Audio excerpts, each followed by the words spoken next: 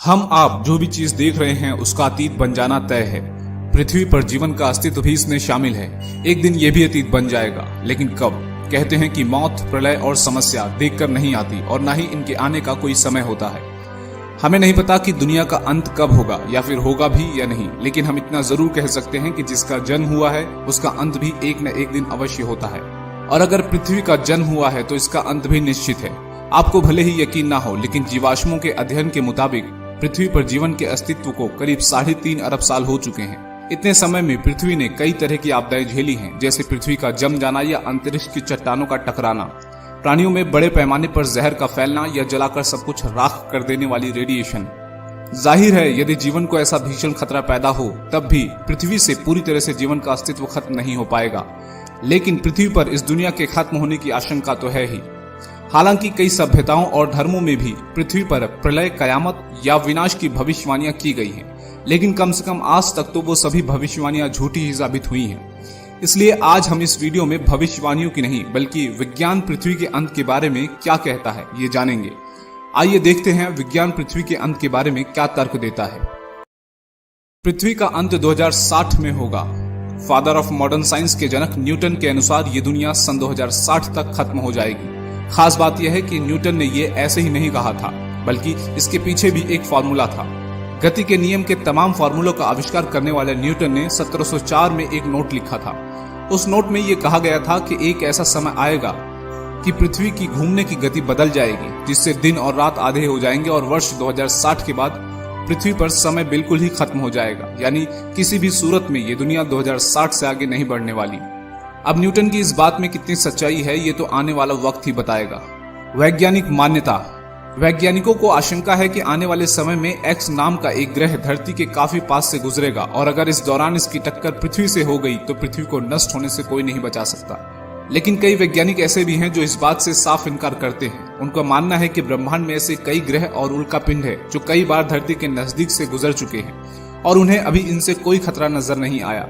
हालांकि 1994 में एक ऐसी घटना घटी थी जब पृथ्वी के बराबर के 10 से 12 उल्कापिंड बृहस्पति ग्रह से टकरा गए थे और उस वक्त का नजारा किसी महाप्रलय से कम नहीं था। यही वजह है जिसकी वजह से उस ग्रह की आग और तबाही आज तक शांत नहीं हुई है। इसलिए वैज्ञानिक मानते हैं कि जो बृहस्पति ग्रह के साथ हुआ वह यदि भविष्य में कभी पृथ्वी के साथ हुआ तो पृथ्वी को नष्ट होने से कोई नहीं बचा सकता। ज्वालामुखी से तबाही। संभव है कि पृथ्वी पर जीवन ज्वालामुखियों के विस्फोट से 25 करोड़ साल में खत्म हो जाएगा।